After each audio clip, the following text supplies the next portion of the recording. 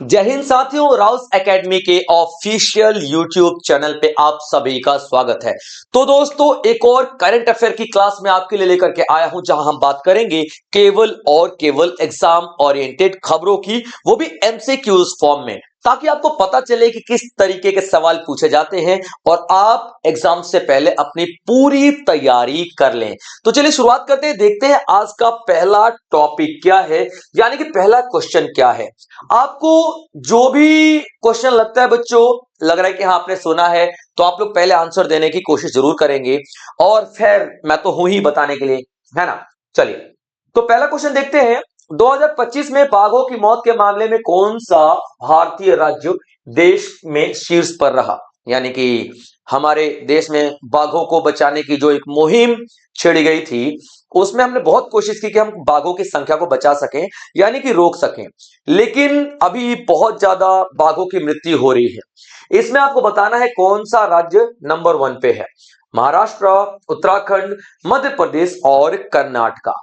तो correct answer आएगा बच्चों आपका मध्य प्रदेश। मध्य प्रदेश। अभी देखिए, ये वही मध्य प्रदेश है जिसको हम लोग टाइगर स्टेट के नाम से जानते हैं, जिसको हम लोग टाइगर स्टेट के नाम से भी जानते हैं। अब टाइगर स्टेट का मतलब ये है भाई, यहां पर तो टाइगर होने चाहिए और अच्छे खासे टाइगर होने चाहिए, लेकिन यहां पर अभी पिछले साल की बात करें तो 55 बाघों की मौत हो चुकी है। ठीक है, 55 बाघों की मौत हो चुकी है। ये इंपॉर्टेंट न्यूज है बच्चों, इंपॉर्टेंट न्यूज है।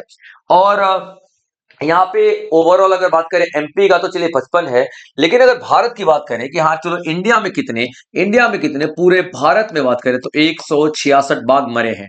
याद रखना, बहुत बड़ा आंकड़ा है ये। और तकरीबन ये कितना हो गया, 30%। ठीक है, टोटल आंकड़ों का 30% अकेला मध्य प्रदेश शेयर कर रहा है।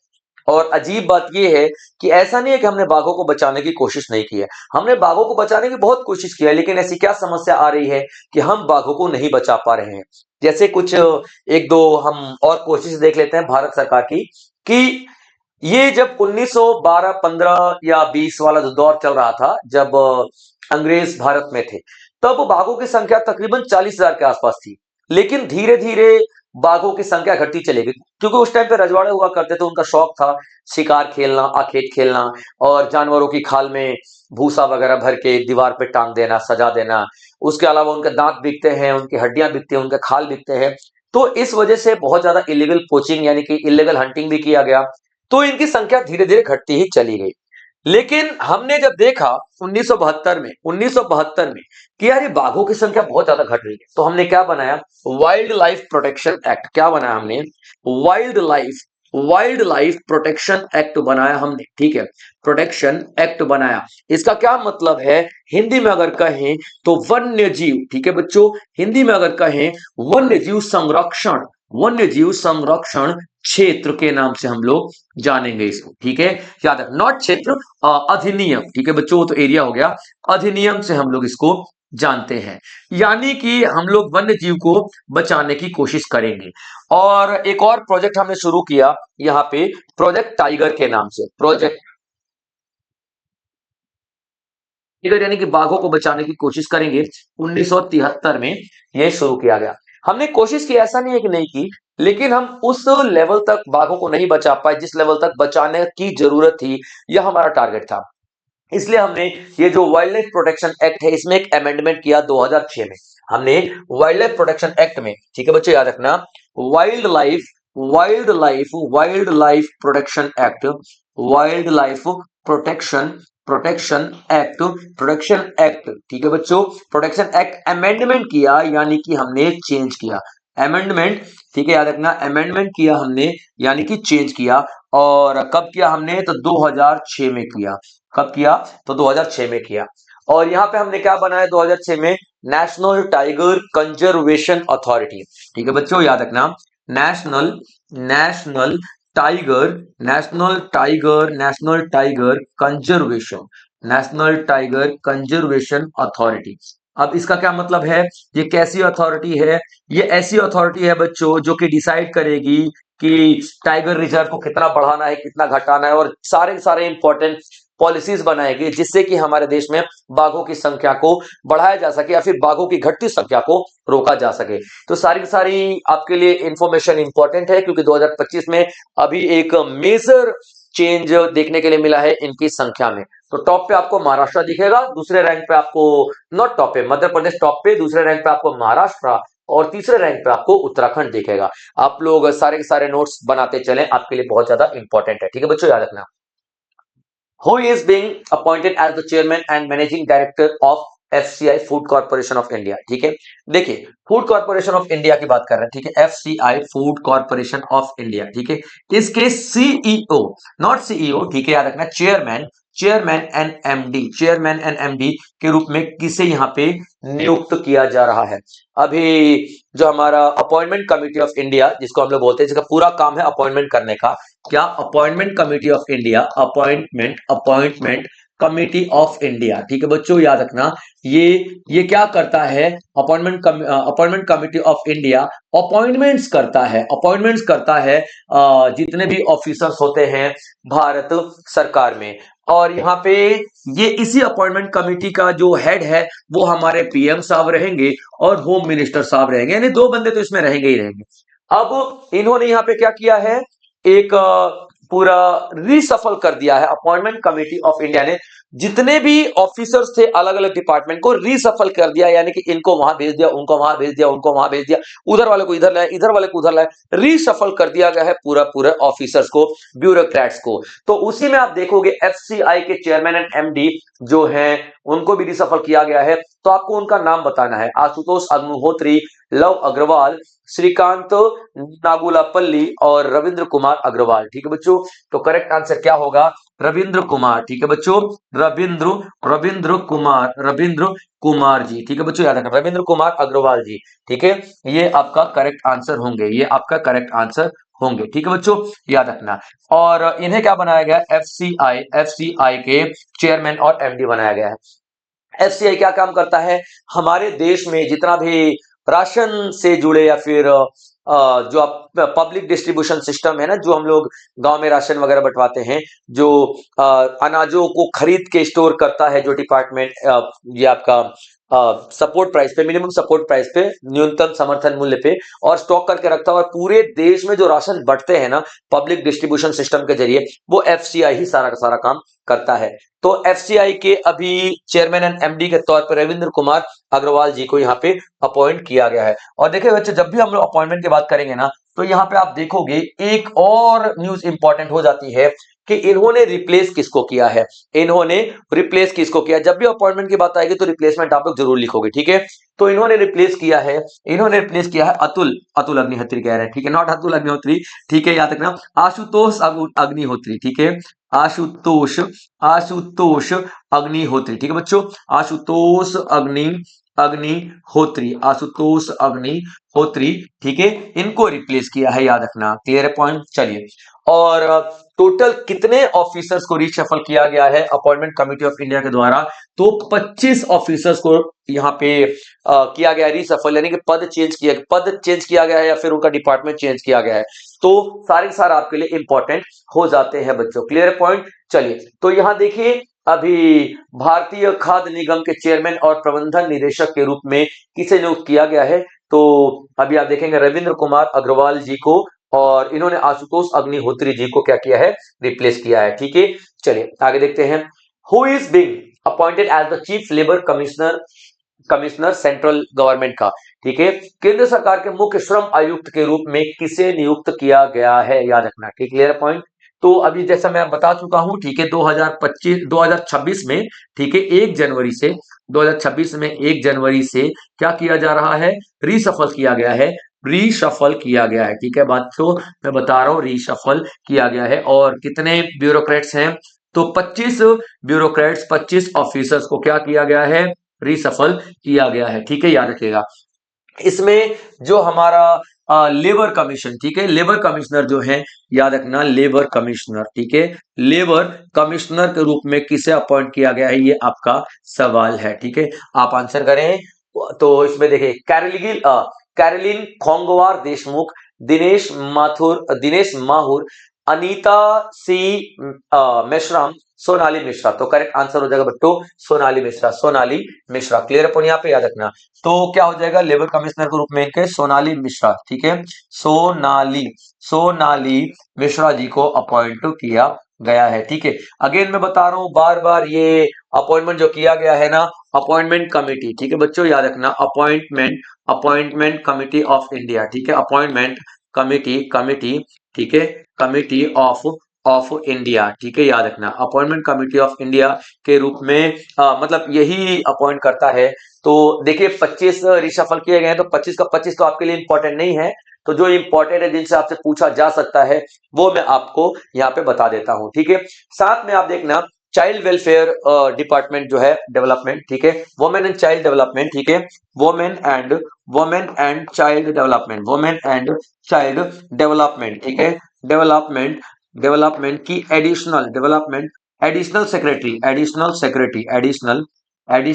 सेक्रेटरी किसे बनाया गया है, ये भी इंपॉर्टेंट है, याद रख लेना, ठीक है, सेक्रेटरी याद रखना किसे बनाया गया है, तो कैरलिन खोंगवर देशमुख को बनाया गया है, ठीक है, याद रखना। अनीता सी मेश्राम को राष्ट्रपति जी का सेक्रेटरी बनाया गया है, याद रखना, एडिशनल सेक्रेटरी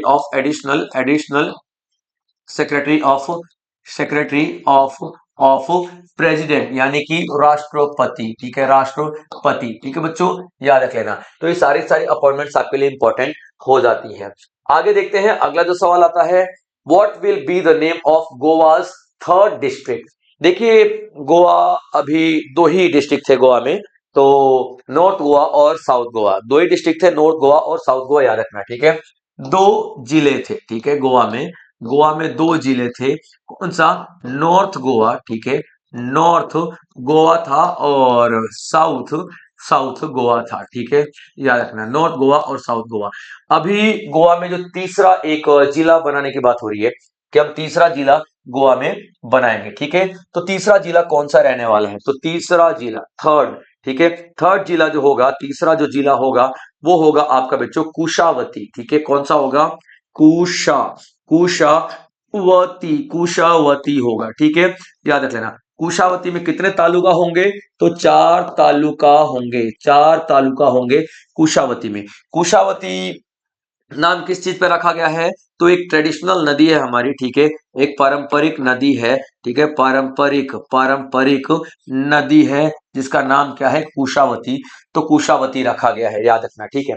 तो अब से गोवा के जो डिस्ट्रिक्ट होंगे वो 3 होंगे, ठीक है, और ये अनाउंसमेंट किसने किया है, तो प्रमोद सावंत जी ने किया है, सीएम कौन है, ठीक है, तो प्रमोद सावंत, ठीक है, प्रमोद सावंत जी ने किया है। गोवा का थोड़ा स्टैटिक पोर्शन देख लेते हैं। तो गोवा को भारत में कब मिलाया गया था, तो 1961 में मिलाया गया था, और 19 दिसंबर को मिलाया गया था, इसीलिए 19 दिसंबर को हम लोग गोवा लिबरेशन डे के रूप में सेलिब्रेट करते हैं, यानी कि गोवा को हम लोगों ने आजाद किया था। इस बारे में इस पॉइंट पे हम लोग डिस्कशन करते हैं। क्लियर है पॉइंट बच्चों, चलिए आगे देखते हैं।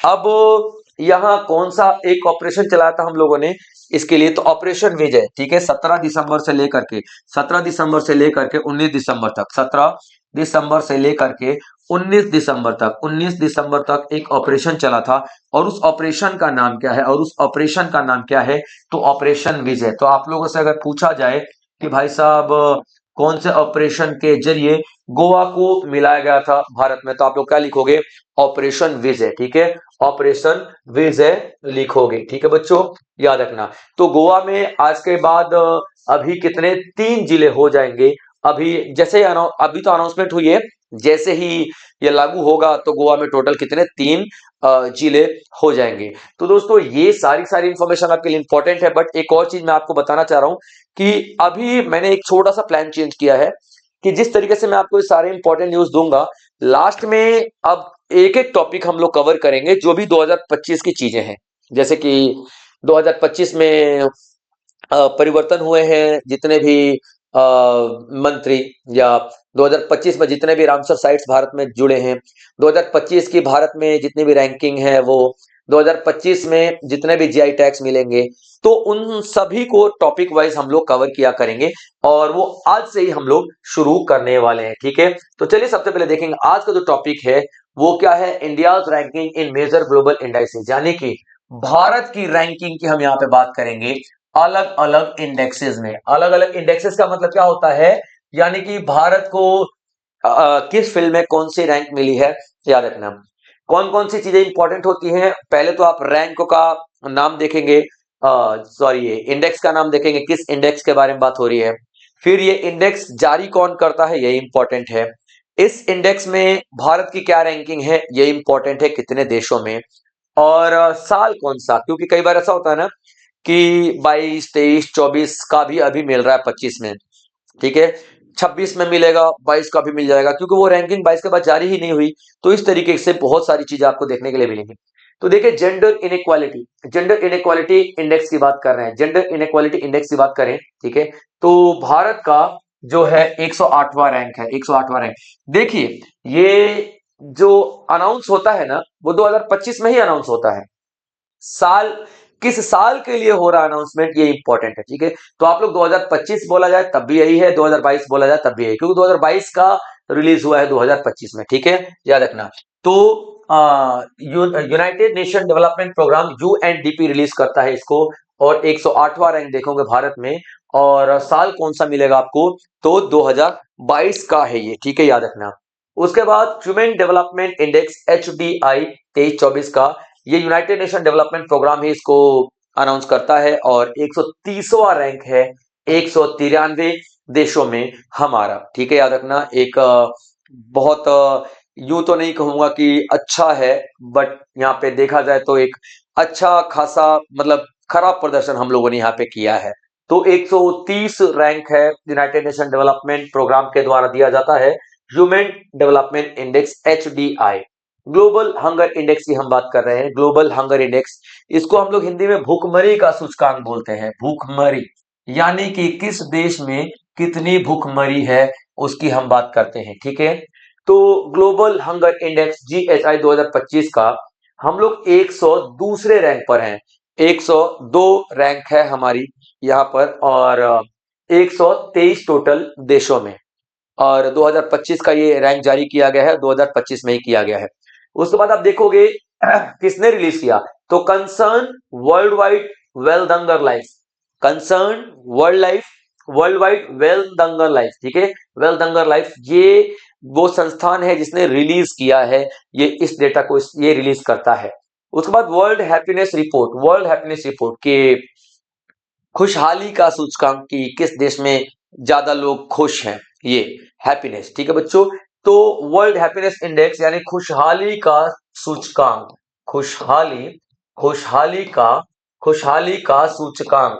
अब देखिए खुश होना क्यों इंपॉर्टेंट है, कि हैप्पीनेस का भी इंडेक्स निकलता है सर, अरे निकलता क्या है, निकलना भी चाहिए, और निकलता ही है। और क्यों निकालना चाहिए, जिस देश में लोग ज्यादा खुश है ना, वो ज्यादा अच्छा सोच पाते हैं।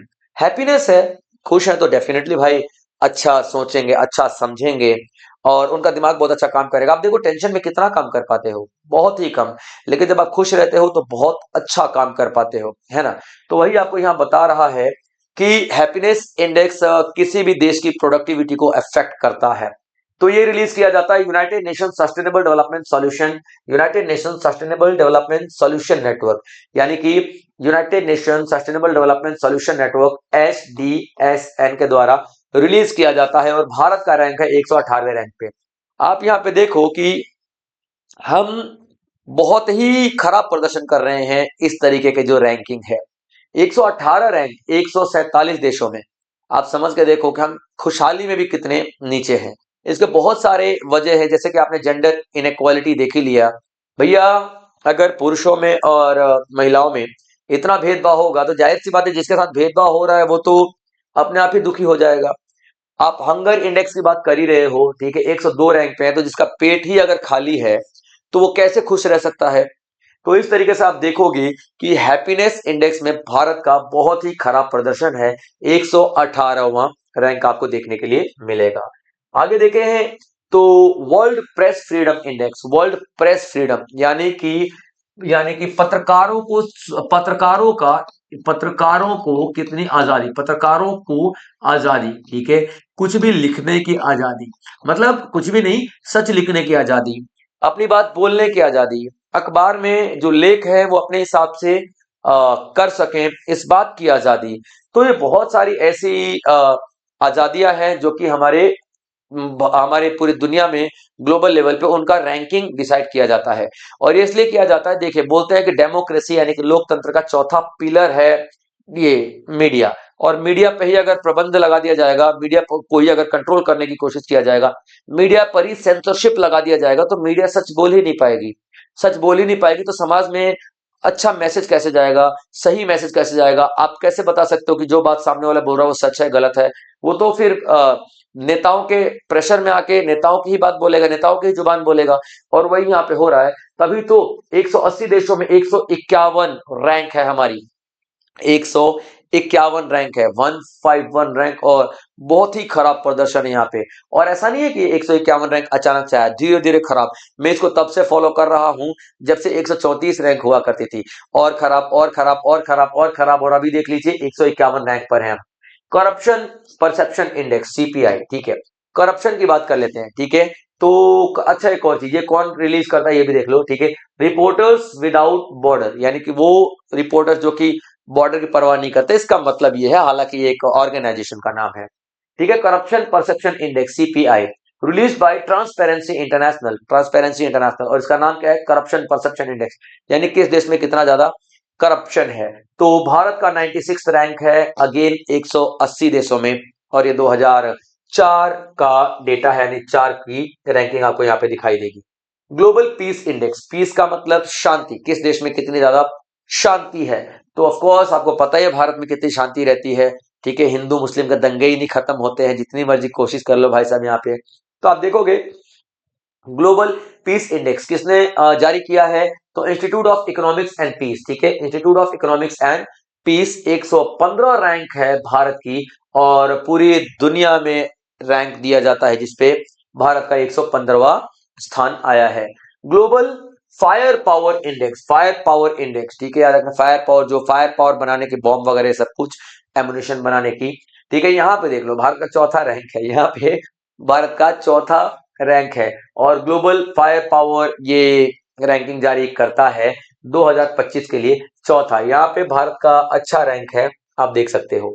World economic outlook, world economic outlook यानी कि जो देश है वो इकोनॉमिकली कितना इंप्रूव कर रहा है, इकोनॉमिकली उसकी कंडीशन क्या है, इस बारे में यहाँ पे रैंक दिया जाता है। तो भारत का आप सभी को पता ही है, ठीक है, कि फोर्थ लार्जेस्ट इकोनॉमी, यानी कि दुनिया की चौथी लार्जेस्ट इकोनॉमी बन चुकी है भारत। और नॉमिनल जीडीपी के केस में कौन इसको जारी करता है? तो इंटरनेशनल मॉनेटरी फंड, आईएमएफ, इसको जारी करता है। और ग्लोबल इकोनॉमिक्स का पूरा मतलब पूरी दुनिया की इकोनॉमी को ये कवर करता है।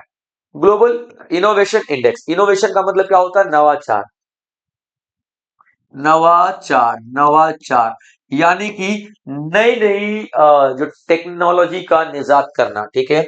नई टेक्नोलॉजी की खोज करने वालों को दिया जाता है नई टेक्नोलॉजी, ठीक है बच्चों।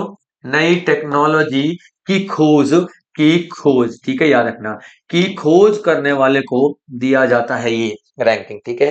तो किस देश में सबसे ज्यादा टेक्नोलॉजी का निजात किया गया है, रिसर्च किया गया है, इस बारे में भी एक डेटा जारी किया गया है। और उसके बेस पे क्या दिया गया है? रैंकिंग, ठीक है। वर्ल्ड इंटेलेक्चुअल प्रॉपर्टी ऑर्गेनाइजेशन, वीपो, वर्ल्ड इंटेलेक्चुअल प्रॉपर्टी ऑर्गेनाइजेशन इसको जारी करती है। और 30वां रैंक है भारत का, और 139 देशों के बीच में 2025 के लिए ये डेटा दिया गया है। तो World Intellectual Property Organisation Global Innovation Index, GI 2025 के लिए डेटा जारी करता है, और 38वां रैंक है यहाँ पर। आगे देखते हैं global soft power index, global soft power index, soft power index, ठीक है, याद रखना। तो सॉफ्ट पावर का मतलब क्या होता है? डिप्लोमेसी से बातचीत करके प्रॉब्लम को हल करने वाला देश को सॉफ्ट पावर बोलते हैं। लड़ाई झगड़ा नहीं करना, ठीक है, अपनी बातचीत से मुद्दों को सुलझा लेने वाला देश यहाँ पे आता है। तो आप देखना, ब्रांड फाइनेंस, ब्रांड फाइनेंस जो है वो ऑर्गेनाइजेशन ये रिलीज करती है ये डेटा। और 30वां रैंक है भारत का, और पूरी दुनिया के कंट्रीज के लिए ये जारी किया जाता है। Energy transition index, energy transition index, world economic forum, ठीक है। Energy transition index, world economic forum के द्वारा रिलीज किया जाता है और रैंक है 71, 71वां, और 118 कंट्रीज को ये कवर करता है, यानी कि पूरा पूरा डेटा 118 कंट्री का है।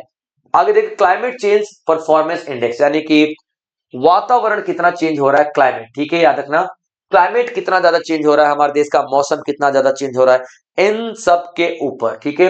तो German watch news new climate institute can international, ठीक है, and can international, German watch new climate institute और कैन इंटरनेशनल, ये दो संस्थानें हैं जो कि डेटा जारी करती हैं, और 10वां रैंक है भारत का। कवरेज देखा जाए तो 63 देशों को कवर करता है ये पूरा पूरा डेटा, प्लस यूरोपियन यूनियन, और यूरोपियन यूनियन और 63 देश मिला करके आपको पूरा पूरा रैंकिंग जारी किया जाता है, और 2025 का ये रैंक है।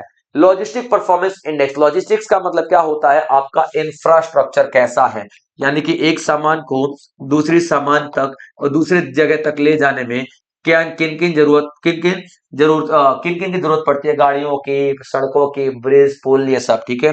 इंफ्रास्ट्रक्चर, ठीक है बच्चों, इंफ्रास्ट्रक्चर, ठीक है बच्चों, स्ट्रक्चर, इंफ्रास्ट्रक्चर जो होता है लॉजिस्टिक्स, ठीक है। तो लॉजिस्टिक्स के मामले में हम लोग ने इंडेक्स जारी किया है 2023 का, तो वर्ल्ड बैंक जारी करता है और 38 रैंक है, और ग्लोबल रैंकिंग में मतलब सारे के सारे देश इसमें शामिल हैं, और 2023 के लिए आप देखना, ठीक है। World bank logistic performance index जारी करता है, 2023 के लिए किया है, और भारत का रैंक 38 है, ठीक है बच्चों। तो ये आज का सेशन था दोस्तों, इस तरीके से और भी बेहतरीन नॉलेजफुल मैं सेशंस आपके लिए लेकर के आता रहूंगा, जिसमें से एग्जाम्स में जरूर सवाल फंसेंगे। तब तक आप लोग अपना ध्यान रखेंगे बच्चों, मिलूंगा कल फिर मैं एक बार ऐसे ही इसी समय पे और मजेदार और इंपॉर्टेंट सवालों के साथ। जय हिंद।